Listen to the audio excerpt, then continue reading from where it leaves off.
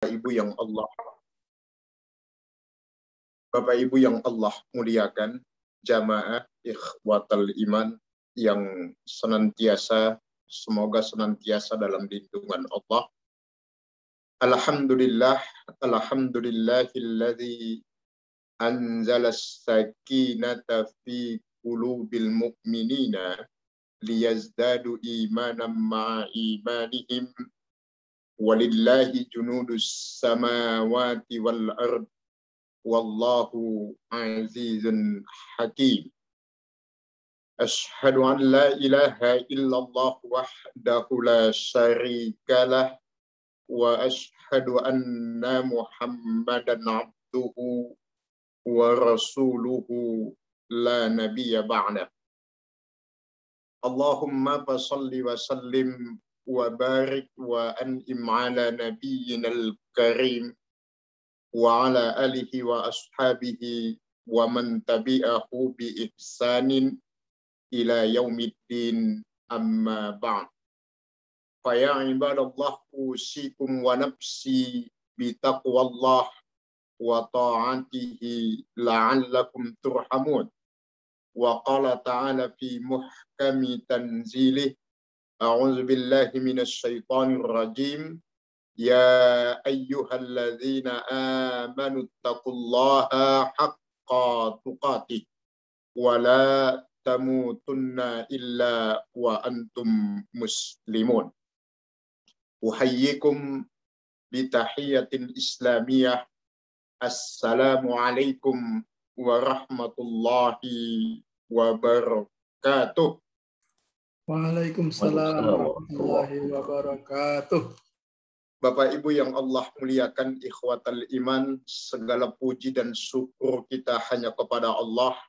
Semoga semua kita yang terhimpun dalam majelis virtual, dalam kajian online via Zoom pada kesempatan pagi yang insya Allah penuh dengan keberkahan ini, semoga Allah catatkan kita semua bagian dari hamba-hambanya yang istiqomah dalam kebaikan dan istiqomah berbuat baik. Sebab dalam realitasnya ikhwatal iman, Bapak Ibu sekalian, tidak semua orang baik itu mampu dan mau berbuat baik, dan tidak semua mereka yang mampu dan mau berbuat baik di dalam agama kita disebut sebagai orang baik. Maka ada konsep iman dan Islam di dalam agama kita. Iman itu adalah pengakuan, Islam itu adalah pembuktian.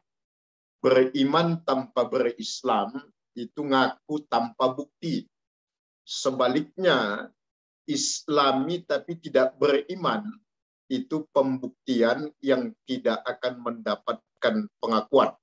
Maka ikhwatal iman, di awal pertemuan ini mohon izin dengan segala hormat kita saling mengingatkan dan saling menasehati bahwa Islam itu tidak hanya bicara ritual ensih, tetapi Islam berbicara sejak dari urusan tauhid sampai dengan urusan bernegara. Nah, baru-baru ini ada polemik di tengah-tengah masyarakat kita yang subhanallah ini harus kita jawab dan kita luruskan agar tidak menjadi semacam isu liar di tengah-tengah masyarakat khususnya umat. Ada yang mengatakan bahwa semua agama itu benar di mata Tuhan.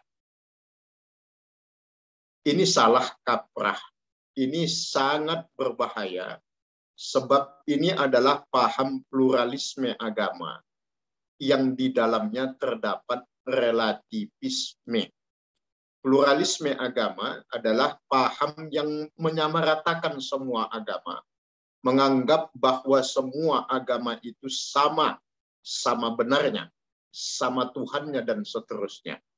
Ikhwatal iman yang Allah muliakan, mohon izin kita saling mengingatkan, menarik apa yang dikatakan oleh Buya Hamka bahwa siapapun yang mengatakan bahwa semua agama itu sama, maka itu artinya dia tidak beragama. Karena bagi mereka yang beragama dengan taat, bagi mereka yang beragama dengan baik, apapun agamanya, maka dia pasti akan menganggap agamanya lah yang paling benar dan yang lain itu salah. Itu pasti bagi mereka yang beragama dengan baik. Dan keyakinan itu tidak salah di dalam konteks kita dalam bernegara. Karena negara kita menjamin kemerdekaan dan kebebasan bagi setiap penduduknya untuk memeluk agama dan keyakinan serta beribadah menurut agama dan keyakinannya. Itu adalah kebebasan yang diberikan negara. Dan demikian juga dalam Islam. Islam juga memberikan kebebasan kepada setiap individu manusia. La ikraha fiddin. Tidak ada paksaan dalam agama ini. Sebab kata Allah, qad tabayyanal rusdu minal ghaib. Sebab yang benar dan salah itu sudah jelas. Dan manusia sudah Allah anugerahkan potensi-potensi yang berbentuk hidayah untuk bisa mencapai dan membedakan mana yang benar dan mana yang salah. Maka ikhwatal iman yang Allah muliakan, jangan sampai kita terjebak di dalam paham yang merusak agama kita sendiri. Baik ikhwatal iman, Bapak Ibu yang Allah muliakan, setelah kita menyampaikan salawat dan salam kepada Rasulullah Muhammad ibni Abdullah sallallahu alaihi wa alihi wasallam. Semoga Allah memberikan kita kekuatan lahir dan batin untuk senantiasa istiqomah di jalan yang telah Allah dan Rasulnya tetapkan. Ikhwatal iman yang Allah muliakan, tema kajian kita pada kesempatan subuh ini adalah as-sakinah fi khawfillah, rasa tenang dalam takut kepada Allah. Kenapa kita mengangkat tema ini? Sebagai pengantar ikhwatal iman, kita melihat sebuah realitas di tengah-tengah masyarakat yang dalam tanda kutip mulai banyak yang menjauh dari agama atau menjauh dari Allah. Padahal manusia itu tidak akan bisa melepas keterikatannya dengan Allah. Tidak ada manusia yang tidak memiliki, yang tidak percaya kepada Tuhan dalam kehidupan ini. Sampai kepada mereka yang tidak percaya Tuhan dalam tanda kutip dan mendeklar dirinya sebagai ateis, pada hakikatnya mereka itu juga percaya ada kekuatan yang lebih dahsyat dibanding dengan kekuatan yang ada pada mereka. Nah, ikhwatal iman yang Allah muliakan, harta, pangkat, dan kesenangan dunia itu tidak akan menjadi jaminan tentang kemuliaan, kebahagiaan, dan ketenangan manusia di dunia ini. Hal itu sudah Allah tegaskan dalam Quran surat Al-Qasas ayat yang ke-88, bahwa apapun yang melekat pada diri manusia akan lekang, apapun yang bermula pasti akan berakhir, apapun yang tadinya tiada kemudian ada akan berakhir dengan ketiadaan. Maka Allah tegaskan, wala tad'u ma'allahi ilahan akhar la ilaha illa huwa kullu syai'in halikun illa wajhah lahul hukmu wa ilaihi turja'un. Maka ikhwatal iman yang Allah muliakan, kullu syai'in halikun illa wajhah. Semua yang ada dalam kehidupan ini akan hancur binasa. Lahul hukmu wa ilaihi turja'un. Hukum hanya milik Allah dan semua akan kembali kepada Allah. Dan subhanallah, sejarah panjang perjalanan umat manusia di dunia ini sudah menceritakan, sejarah menceritakan, mengabarkan, dan memberitahukan kepada kita dengan jelas bagaimana kisah hidup Fir'aun, bagaimana kisah hidupnya Qarun. Fir'aun yang sampai mendeklar dirinya sebagai Tuhan dengan mengatakan ana rabbukumul a'la, ternyata tidak hidup dengan kemuliaan, tidak hidup dengan kebahagiaan. Justru sebaliknya, Fir'aun ditenggelamkan Allah ke dasar lautan, sekalipun akhirnya jasadnya Allah munculkan ke permukaan untuk menjadi pelajaran bagi manusia setelahnya. Demikian juga dengan Qarun. Tumpukan harta yang berlimpah tidak menjamin kebahagiaan dan kemuliaan serta ketenangan di dalam hidupnya. Maka ikhwatal iman yang Allah muliakan, kata kuncinya adalah dunia pada hakikatnya adalah sebuah kemungkinan yang bisa terjadi, bisa tidak. Tetapi akhirat adalah sebuah kepastian. Maka Allah tegaskan dalam Al-Quran surat Al-A'la ayat 17. Walal akhiratu khairun wa abqa. Bahwa kehidupan akhirat itu lebih baik dan lebih kekal. Nah, ikhwatal iman yang Allah muliakan, untuk membahas tema ini dalam waktu yang singkat ini, kita mengetengahkan ada 3 kisah singkat yang sangat inspiratif. Pertama, kisah tentang Umar ibnu Khattab radhiyallahu anhu. Kisah ini kita angkat dari kitabnya Imam Ibnu Hibban. Imam Ibnu Hibban menulis satu kitab namanya As-Siqah. Beliau meriwayatkan dari seorang tabi'in yang bernama Abdullah bin Muhammad. Sahabat Umar ibnu Khattab suatu hari sedang membaca Al-Quran. Sampailah beliau kepada Quran surat At-Tur ayat yang ke-7. Yang berbunyi, Inna azaba rabbika lawaqi.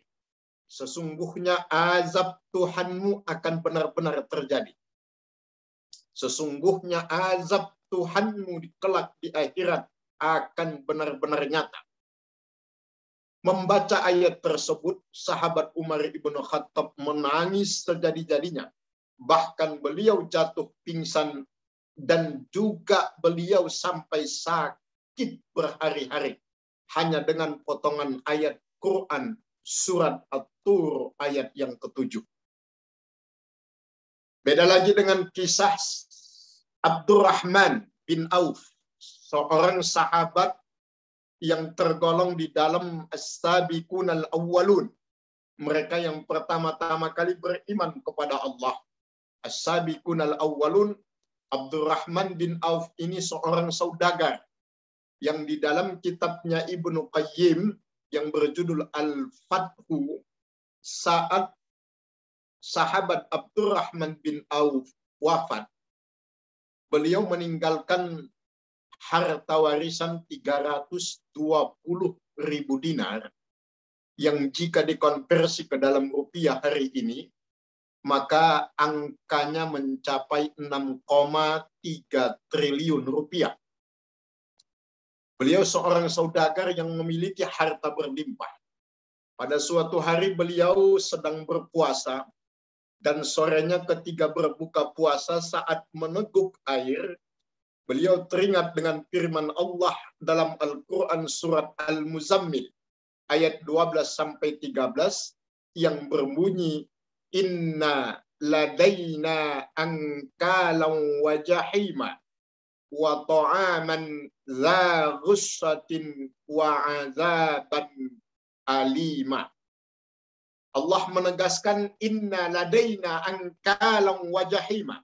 Sesungguhnya kelak di sisi kami, kata Allah, akan ada belenggu-belenggu yang berat, yang menyala-nyala. Dan salah satu bentuk belenggu dan kesulitan yang akan Allah berikan sebagai azab kepada mereka yang tidak taat kepada Allah, bentuknya adalah wa ta'aman za ghussatin, yaitu makanan yang menyumbat kerongkongan manusia.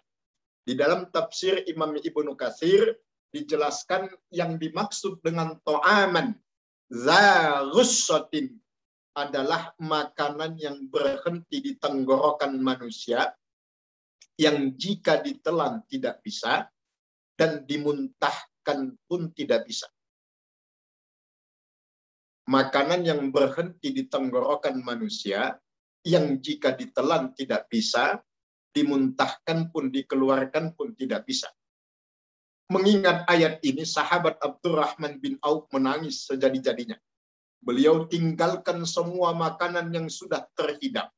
Beliau asik dalam ibadah kepada Allah, dalam tangisan kepada Allah.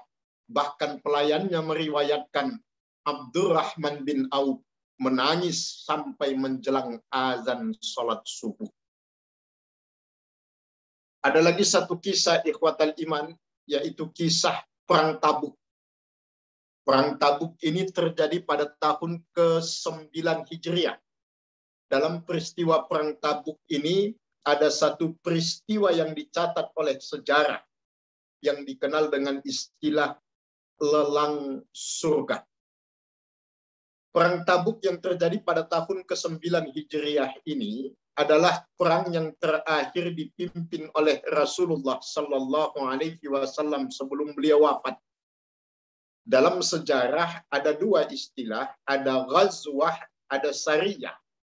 Ghazwah itu adalah perang yang langsung dipimpin oleh Rasulullah, sementara sariyah adalah ekspedisi militer yang disetujui oleh Rasulullah, sementara beliau tidak terlibat langsung di dalamnya. Nah, Tabuk ini disebut dengan Ghazwatul Usrah.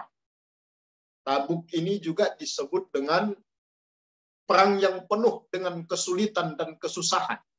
Sebab kondisi Madinah yang baru selesai mengalami paceklik dan sedang memasuki masa panen, itu membuat banyak orang-orang Madinah sulit untuk diajak berjuang di jalan Allah. Di samping itu, sebab baru mengalami masa paceklik, maka persediaan logistik untuk berangkat berjihad di jalan Allah itu sangat-sangat terbatas. Sementara Tabuk ini secara geografis sangat jauh dari Madinah. Kalau di dalam kitab sejarah Ar-Rahiq al-Maktum,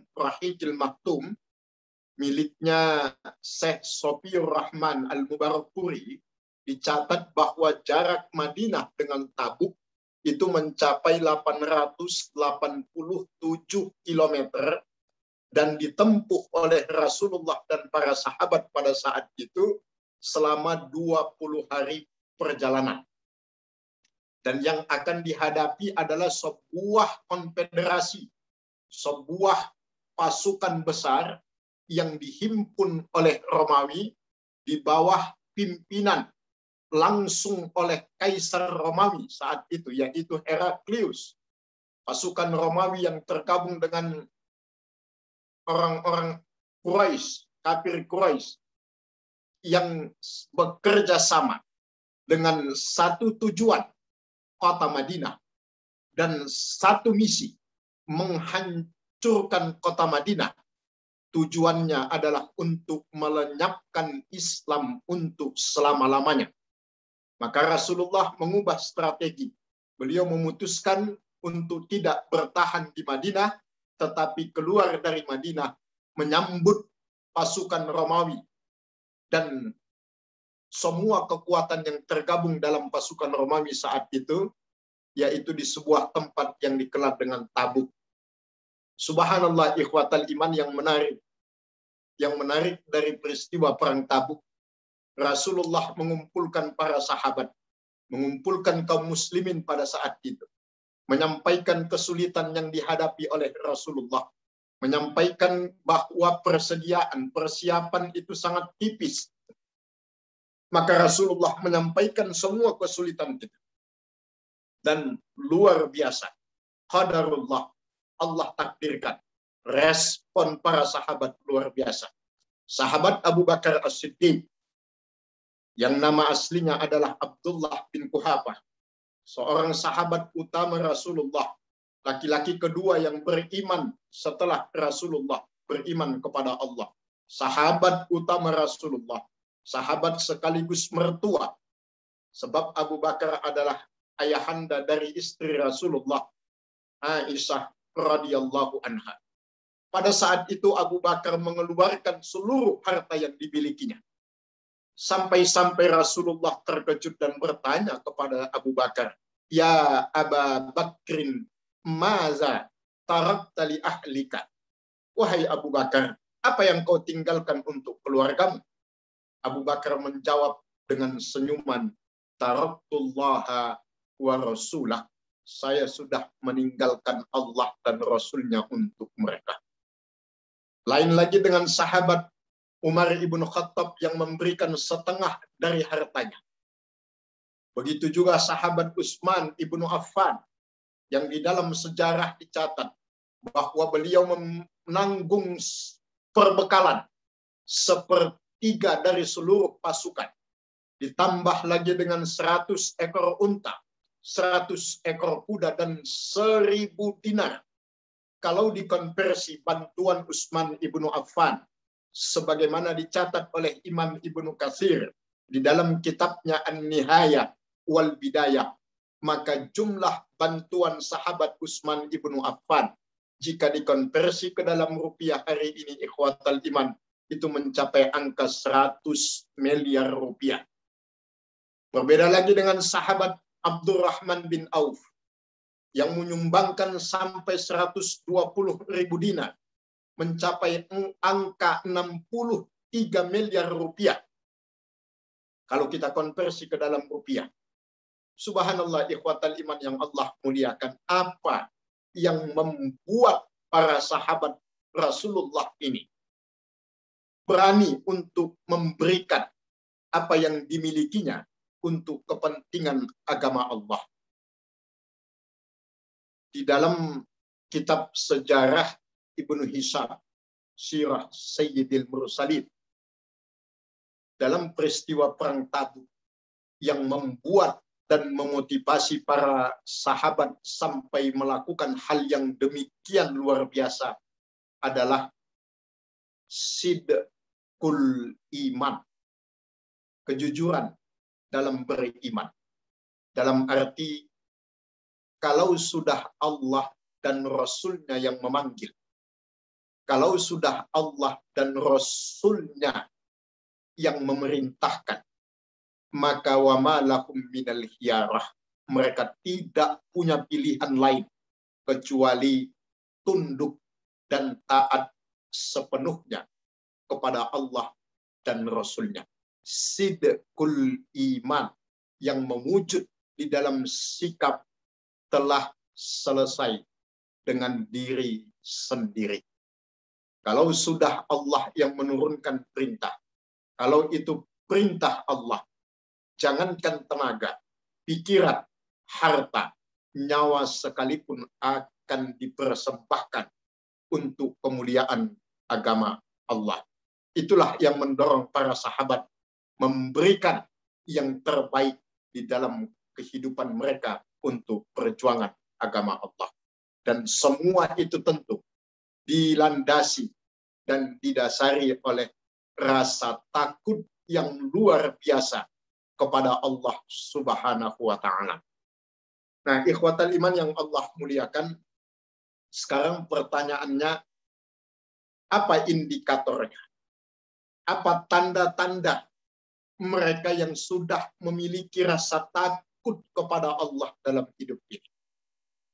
Al-Hafidh Ibnu Hajar Al-Asqalani di dalam kitab Fathul Bari, beliau mengatakan ada 2 tanda bagi mereka yang telah memiliki rasa takut kepada Allah, bagi mereka yang menumbuhkan dan telah tumbuh rasa takutnya kepada Allah dalam hidupnya. Yang pertama kata beliau adalah al-hiffatu bi kulli ta'atin. Al-hiffatu bi kulli ta'atin artinya senantiasa merasa ringan untuk melakukan apapun bentuk ketaatan tersebut.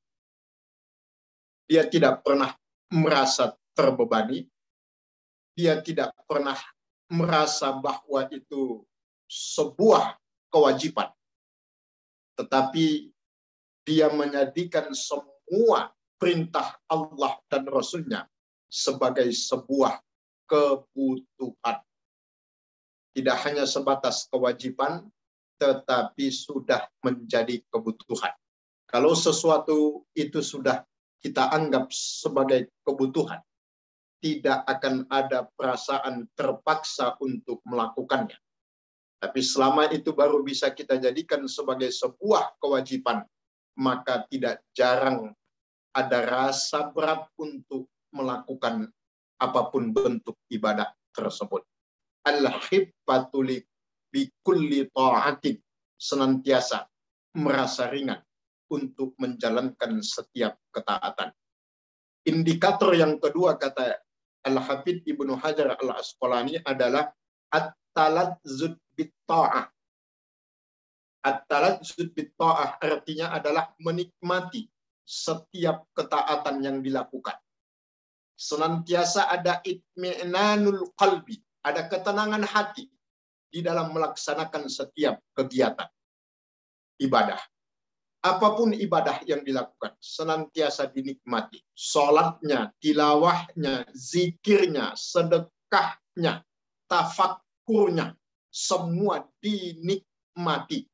Tidak ada ketergesa-gesaan, tidak ada rasa keterpaksaan, semua betul-betul lillahi rabbi, sesuai dengan komitmen yang Allah harapkan kepada kita, semua hamba-hambanya yang beriman. Inna salati wa nusuki wa mahyaya wa mamati lillahi rabbil alamin.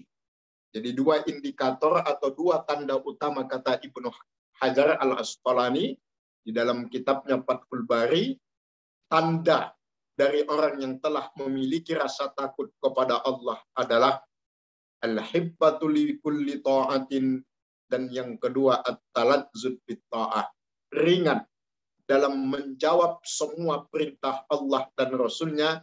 Yang kedua, menikmati setiap yang dilakukan dalam konteks beribadah kepada Allah. Nah, ikhwatal iman yang Allah muliakan, selanjutnya bagaimana tingkatan rasa takut kepada Allah. Ada 3 tingkatan. Ini yang disampaikan oleh Aid Al-Qarni di dalam kitabnya. Beliau mengatakan ada 3 tingkatan rasa takut kepada Allah. Tingkat yang pertama adalah al-khawf. Al-khawf adalah rasa takut karena iman. Maka konsekuensi dari keimanan itu adalah rasa takut kepada Allah yang mewujud di dalam ketundukan dan kepatuhan. Kata kuncinya, siapapun yang mengaku beriman kepada Allah, beriman kepada Rasul-Nya, maka wajib memiliki rasa takut kepada Allah dan Rasul-Nya. Paham sebaliknya, jika dia tidak memiliki rasa takut kepada Allah dan Rasul-Nya, maka keimanannya layak untuk diberikan tanda tanya besar. Yang kedua, al-khasyah. Al-khasyah itu adalah rasa takut yang muncul karena keimanan dan keilmuan. Maka di dalam Al-Quran Allah tegaskan, innama yakhshallah min ibadihi al-ulama. Sesungguhnya yang paling memiliki rasa takut kepada Allah itu adalah orang-orang yang dikaruniakan amanah ilmu. Maka subhanallah ikhwatal iman, kalau sekarang kita melihat ada fenomena, ada satu anomali, di mana mereka yang dititipkan amanah ilmu oleh Allah, yang di dalam realitasnya menyandang banyak gelar-gelar akademis keagamaan, mulai dari kiai, habib, profesor, dan seterusnya, yang disebut sebagai intelektual muslim, yang disebut sebagai cendekiawan Muslim, tetapi dalam kenyataannya tidak jarang pernyataannya dalam tanda kutip menyerang Islam itu sendiri. Itu tidak mengherankan ikhwatal iman, sebab orang yang berilmu itu tidak semua memiliki rasa tanggung jawab terhadap ilmunya. Maka dalam ajaran agama kita ada ilmu, ada mas'uliyatul ilmi. Ada ilmu di satu sisi, dan ada tanggung jawab terhadap keilmuannya pada sisi yang lain. Rasulullah menjelaskan dalam hadis riwayat Imam Ibnu Majah, salah satu bentuk tanggung jawab terhadap ilmu tersebut adalah izharul haq, menunjukkan kebenaran. Atau mudahnya begini, salah satu bentuk tanggung jawab terhadap ilmu tersebut adalah menyatakan kebenaran, tidak hanya membenarkan kenyataan. Itulah khasyah, rasa takut kepada Allah yang bersumber dari keimanan dan keilmuannya. Dan yang paling tinggi ikhwatal iman adalah al-haibah. Al-haibah. Al-haibah itu adalah rasa takut kepada Allah yang muncul perpaduan dari iman, ilmu, dan ma'rifatullah. Ma'rifatullah itu artinya mengenal Allah. Karena tidak semua mereka yang berilmu itu semakin mendekat kepada Allah, atau ilmunya semakin mendekatkannya kepada Allah. Tidak jarang kita lihat mereka yang justru mengerti, memahami tentang agama ini, bahkan bertentangan, atau sikap dan ucapannya tidak jarang kontradiktif dengan apa yang menjadi ajaran dalam agamanya. Maka Rasulullah menegaskan di dalam hadis, "Man izdada ilman walam yazdad huda, fama yazdad minallahi illa bu'da." Siapapun yang ilmunya bertambah, tetapi semakin tidak bertambah hidayah dalam dirinya, maka dia akan semakin jauh dari Allah. Nah, iman, ilmu, dan ma'rifatullah inilah yang akan menghasilkan al-haibah, ya, rasa takut yang puncaknya kepada Allah Subhanahu wa Ta'ala. Kalau di dalam kitab Nasaihul Ibad,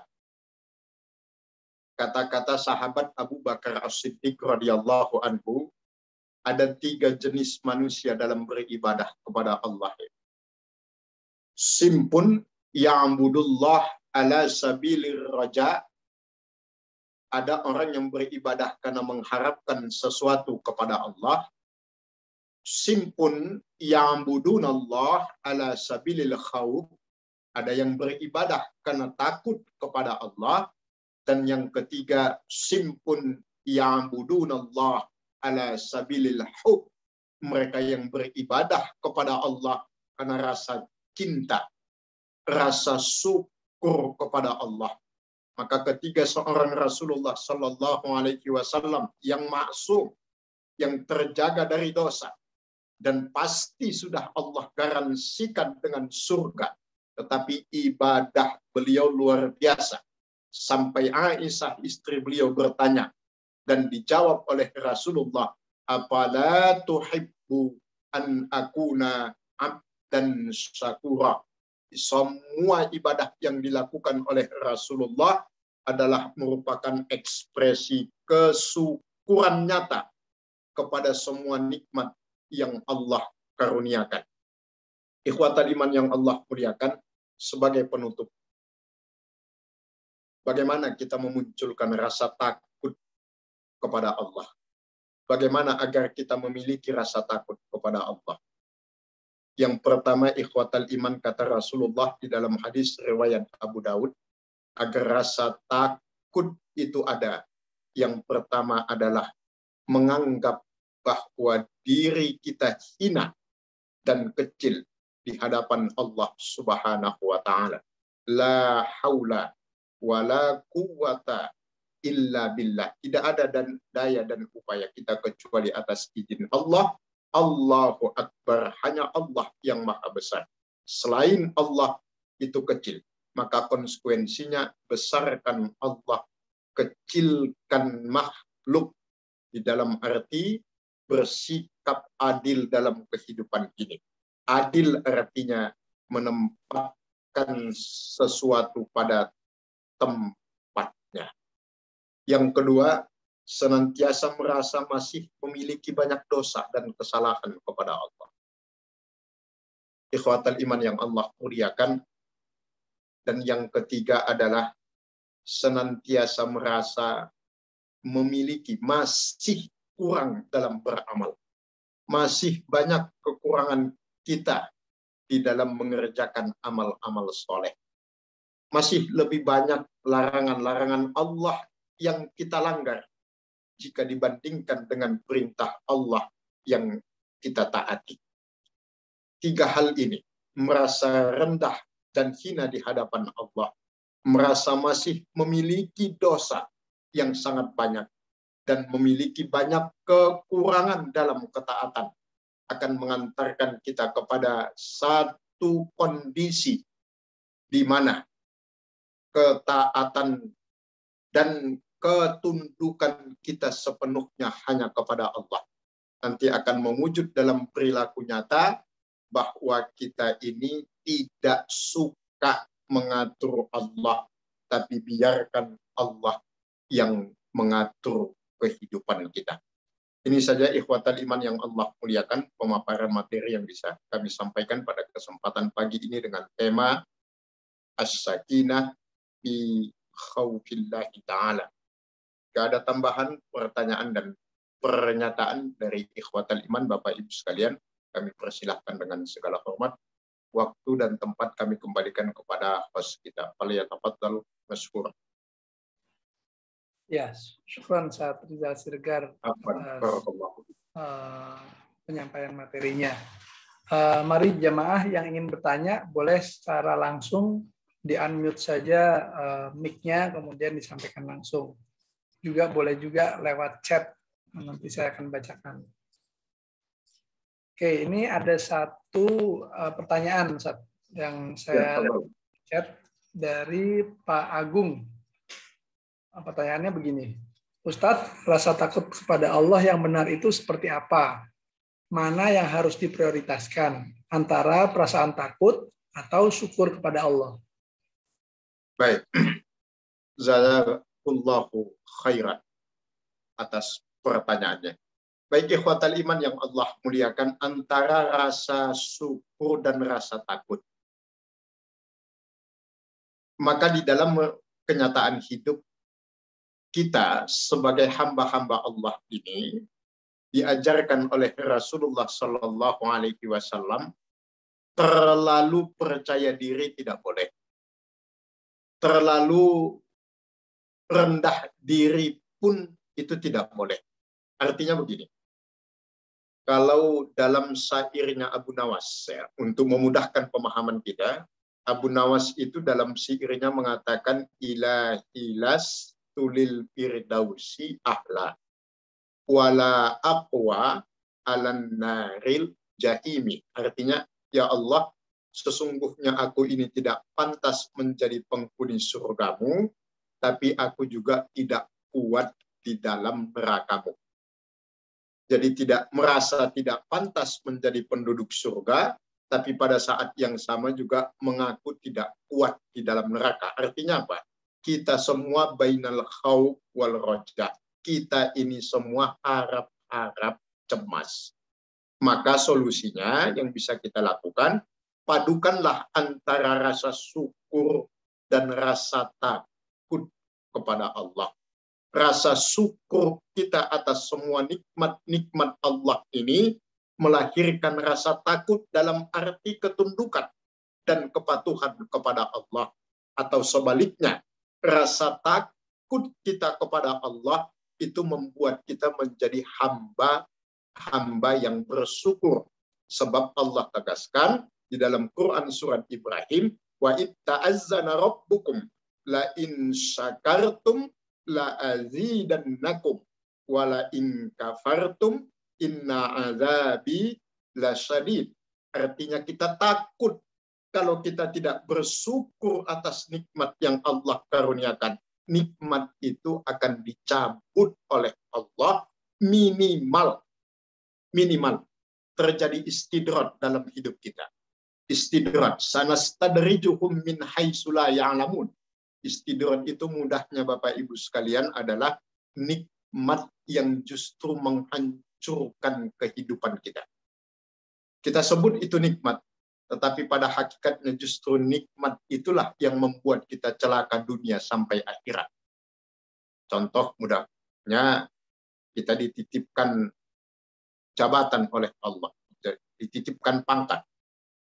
Tapi jabatan dan pangkat yang Allah titipkan itu tidak membuat yang dititipi semakin dekat kepada yang memberi.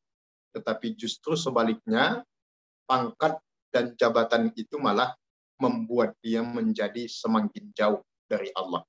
Begini, kata kuncinya dari pertanyaan beliau, kehilangan sesuatu karena Allah itu nikmat. Yang jelas dan yang sangat penting, jangan sampai kita kehilangan Allah hanya karena sesuatu. Itu musibah. Demikian Bapak Ibu sekalian. Oke, syukran Ustaz atas jawabannya. Lanjut ke pertanyaan selanjutnya dari Bu Ita. Ustaz, bagaimana menanamkan rasa takut kepada Allah kepada anak remaja yang kadang selalu memerlukan nalar, sedangkan kita ilmunya belum cukup untuk menjelaskan? Baik, ikhwatal iman yang Allah muliakan, memang ada dilema ya.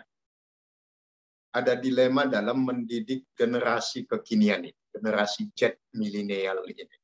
Tetapi subhanallah, konsep pendidikan yang ditawarkan oleh Islam dan Allah abadikan itu di dalam Al-Quran dengan mengatakan bahwa Rasulullah itu uswah.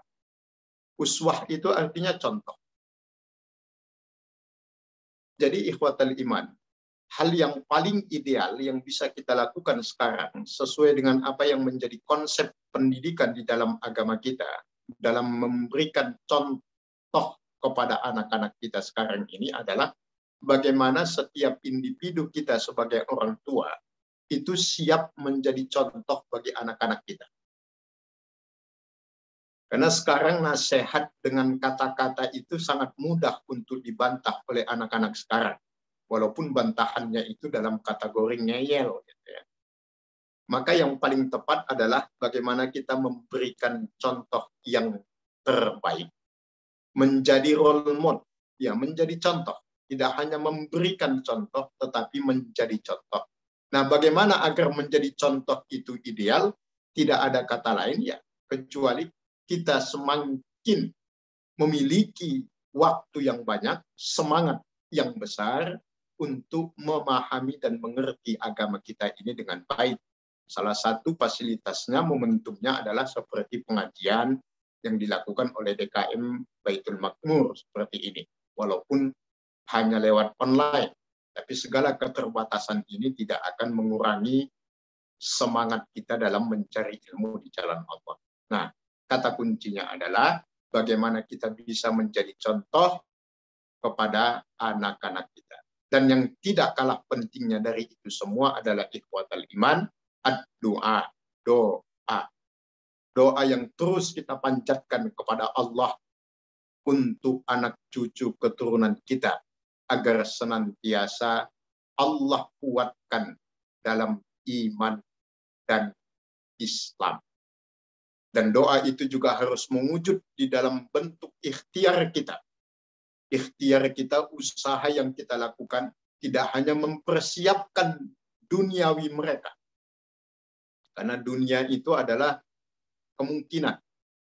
Akhirat itu yang menjadi kepastian. Jadi kita sebagai orang tua, di satu sisi kita sibuk mempersiapkan hidup mereka yang baik kelak, tapi juga jangan sampai kita lupa untuk mempersiapkan bagaimana kita dan mereka kelak mati dalam keadaan yang baik. Itu jawaban kami Bapak Ibu sekalian. Setuju atas jawabannya. Ada pertanyaan dari Pak Toto, apakah ceramah Ustadz ada soft copy-nya? Oh, ini rekaman dari kajian kali ya maksudnya. Rekaman kajian itu nanti ada semua, insya Allah semua kajian kita diupload di YouTube. Jadi bagi yang ingin diberikan suggestion dari YouTube-nya, maka silakan subscribe ke akun Masjid Baitul Makmur. Jadi ini akunnya ada akun masjid. Silakan di-subscribe sehingga nanti kalau misalnya ada rekaman-rekaman baru akan ada notifikasinya di YouTube kita. Gitu ya Pak Toto. Kemudian pertanyaan dari Ibu Rahmalika. Pertanyaannya bunyinya begini, Bapak Ustadz, benarkah pandangan saya bila dalam beribadah itu lebih karena membutuhkan rahman dan rahim Allah, bukan karena ketakutan atas ancaman atau azab Allah? Bagaimana Bapak Ustadz? Baik, subhanallah, jazakillahi ummi. Terima kasih atas pertanyaannya. Rahman dan Rahim Allah ini satu kesatuan tetapi tidak bisa dipisahkan. Tetapi ada spesialisnya ya, sesuai dengan penyikapan kita terhadap Rahman dan Rahimnya Allah. Rahman itu bisa disebut juga sebagai sunnatullah, ketetapan dan ketentuan Allah. Itu bisa meliputi semua hamba-hamba Allah, tidak hanya manusia, di luar manusia. Manusia yang beriman atau yang tidak beriman sekalipun, selama mereka memenuhi ketentuan dan ketetapan Allah di dalam hidup ini, mereka akan mendapatkan rahmannya Allah. Dan rahman Allah ini sangat identik dengan kemenangan-kemenangan yang dicapai di dunia. Contohnya begini, kalau dia mau berusaha, kalau dia mau bekerja keras, pasti dia bisa kaya. Itu sunnatullah. Mustahil mereka yang berpangku tangan, hanya tidur-tiduran, tidak berjuang, tidak berusaha dengan keras, kemudian bisa mencapai apa yang diinginkan. Sunnatullahnya adalah berjuang, berikhtiar, berbuat dengan keras, mau beriman atau tidak, apa yang dicita-citakan akan dia capai. Itu rahman. Tetapi rahimnya Allah itu hanya dikhususkan bagi hamba-hamba Allah yang beriman dan kelak itu hanya akan didapatkan di akhirat. Maka bagi mereka yang taat, bagi mereka yang istiqomah, mungkin secara duniawi mereka kurang beruntung, kata kita. Tetapi akhirat, keadilan Allah di akhirat, balasan Allah di akhirat itu sudah disiapkan. Maka yang paling ideal dalam kehidupan kita, yang paling ideal adalah Rabbana atina fid dunya hasanah wa fil akhirati hasanah. Tetapi itu kan jarang terjadi. Yang ideal ini jarang terjadi. Nah, kalau disebut atau ditanya mana prioritasnya, Allah jawab dalam Al-Quran, walal akhiratu khairul laka minal ula. Akhirat itu lebih utama, lebih baik bagimu dibandingkan dunia. Artinya begini, dalam prakteknya kita harus bisa menjadikan dunia ini untuk akhirat kita. Itu prakteknya, dunia untuk akhirat kita. Apapun yang kita lakukan di dunia ini, puncak tujuannya adalah akhirat.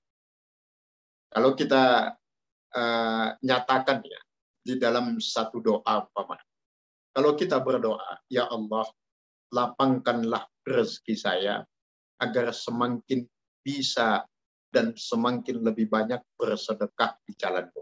Jadi setiap permohonan untuk dunia selalu diikuti dengan permohonan untuk akhirat. Ya Allah, panjangkanlah umur saya dalam taat ibadah kepadamu. Jangan minta panjang umur terus, tapi taatnya nggak nambah. Nanti susah hisapnya di hadapan Allah. Artinya apa yang beliau sampaikan tadi sudah tepat. Sebagai tambahan dari beliau, bahwa kita dalam beribadah itu memang mengharapkan rahman dan rahimnya Allah. Rahman dan rahim itu kalau kita bahasakan lain, itulah syukur dan takut kita kepada Allah, memadu menjadi satu di dalam setiap niat dan motivasi kita beribadah kepada Allah. Demikian, Pak. Syukran, Ustaz Rizal. Mungkin ini pertanyaan terakhir karena kita sesuai dengan jadwal waktu kita. Dari Ibu Siti Tirani. Bunyi pertanyaannya adalah, Ustaz, doa dan zikir apa saja agar kita selalu tenang yang dihantui rasa was-was? Baik, subhanallah. Jazakillah Ummi. Ini masalah zikir dan doa.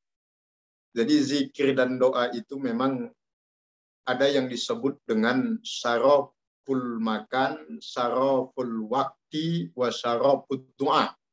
Jadi doa dan zikir yang baik itu tergantung kepada tempat. Tempat-tempat yang makbul untuk berdoa seperti di raudhah dan seterusnya. Kemudian ada kemuliaan waktu-waktu yang tepat untuk berdoa seperti waktu-waktu sahur ya, menjelang subuh, wabil ashari hum yastaghfirun, kemudian doa di antara dua azan, doa ketika hujan turun, kemudian lagi ada syaraful doa, kalimat yang paling baik, kalimat yang paling indah untuk kita jadikan sebagai doa dan zikir kita. Kalau kita kembalikan kepada Al-Quran, Allah menegaskan walillahi asma'ul husna fad'uhu biha. Allah memiliki nama-nama yang baik, maka panggillah, memohonlah, memintalah, berdoalah kepada Allah dengan nama-nama tersebut.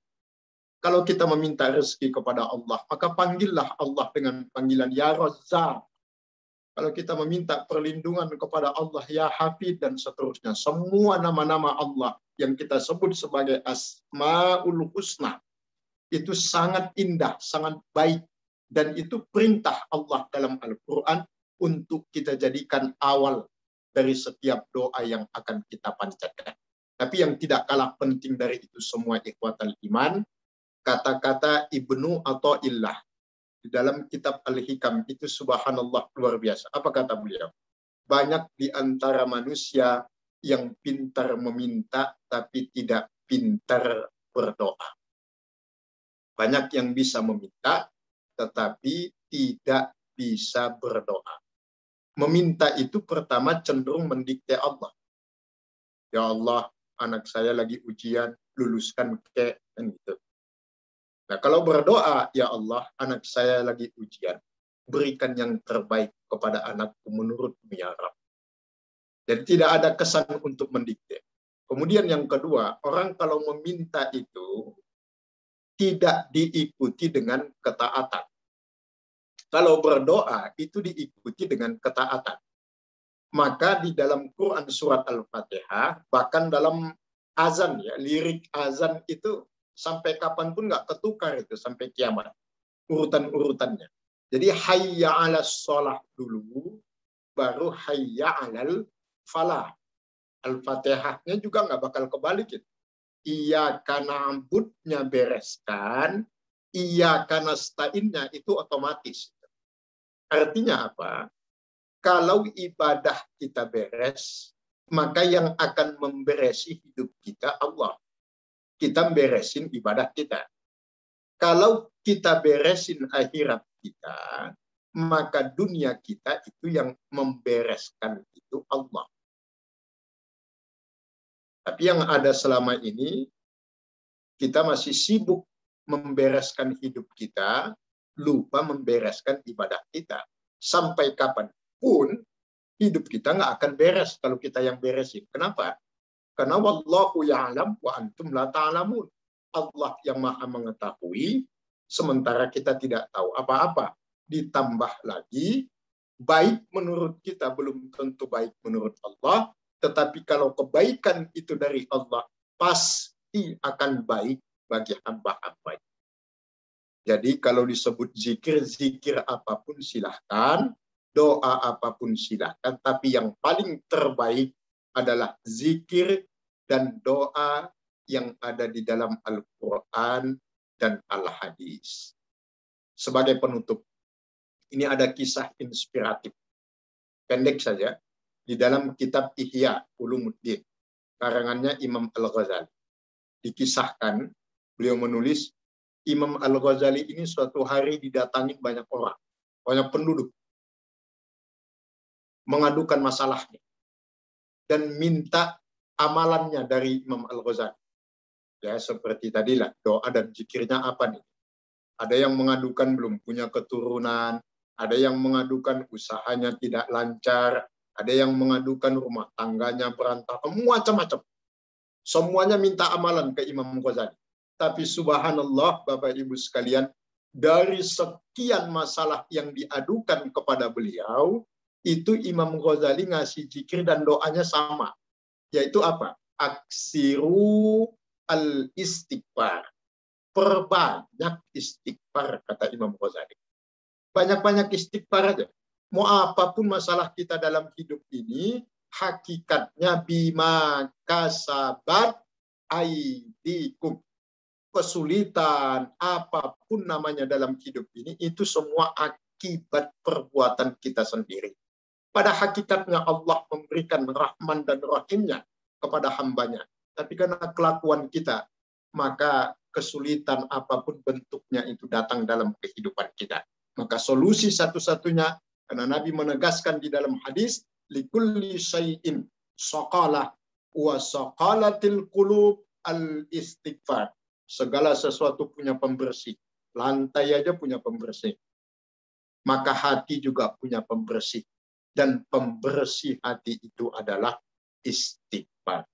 Nah, istighfar dan rahmat itu selalu berjalan beriringan di dalam hidup kita. Di mana ada ampunan Allah, pasti turun rahmat Allah.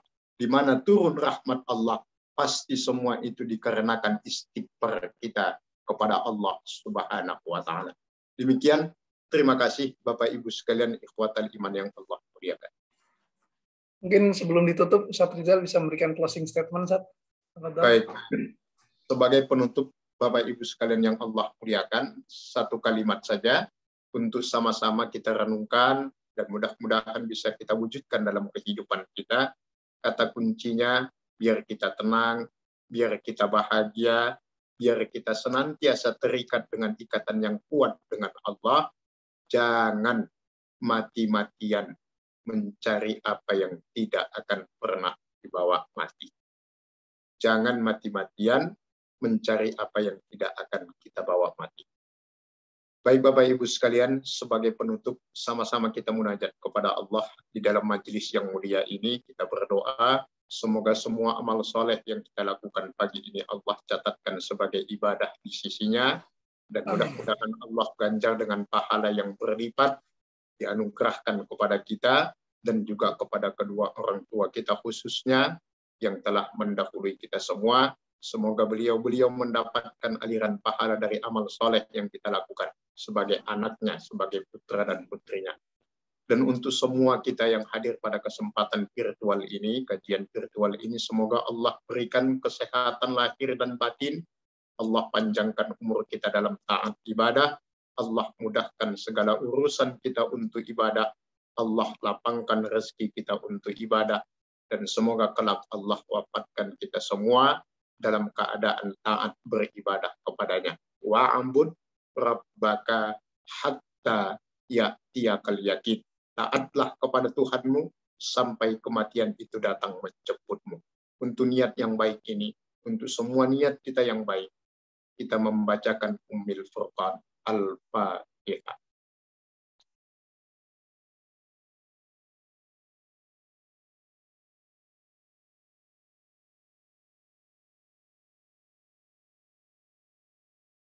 Sekian, terima kasih Bapak Ibu sekalian. Hadanallah wa iyyakum ajmain.